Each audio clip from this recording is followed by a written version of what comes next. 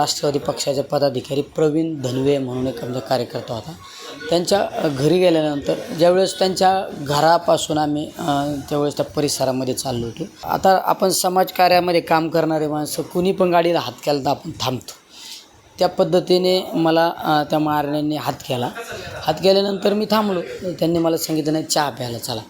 चहा प्यायला आम्ही चहा प्यायलो. त्यांनी सत्कार पण केला.